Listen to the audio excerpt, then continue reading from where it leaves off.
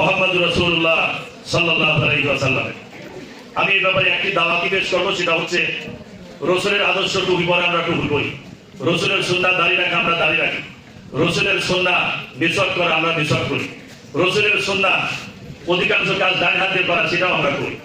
আমরা মসজিদে ঢোকার দোয়া পড়ি, আমরা টয়লেট বাথরুমের দোয়া পড়ি, আমরা খানা খাওয়ার দোয়া পড়ি, এমনকি আমরা রাত্রি যে ঘুমাতে যাই ঘুমানোর দোয়াও আমরা পড়ি, আল্লাহ রাসূল শেখায়।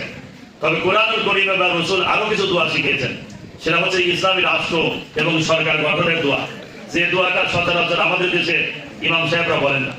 আমরা কোরআন মজিদ পড়লে দেখতে পাই, ইউসুফ আলাইহিস সালাম যখন মিশরের দুর্ভিক্ষ দেখলেন, তিনি আল্লাহর কাছে দোয়া করলেন, রব্বি জাআলনি আলা খাযাইনিল আরদ ইন্নী হাফিজুন আলিম।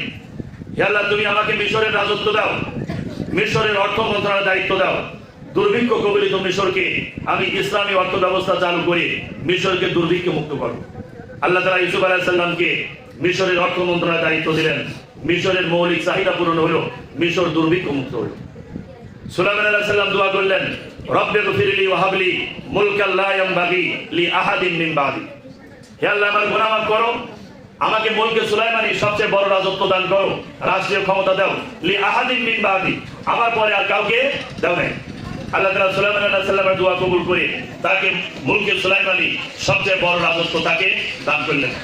আমাদের নবী মুহাম্মদুর রাসূলুল্লাহ সাল্লাল্লাহু আলাইহি ওয়াসাল্লাম আল্লাহর কাছে দোয়া করেছেন, ওয়াজআলনি মিন লাদুনকা সুলতানান নাসিরা। হে আল্লাহ, তুমি আমাকে রাষ্ট্রীয় পাওয়ার দিয়ে, রাষ্ট্রীয় ক্ষমতা দিয়ে আমাকে সাহায্য করো, আমাকে রাষ্ট্রীয় ক্ষমতা দাও।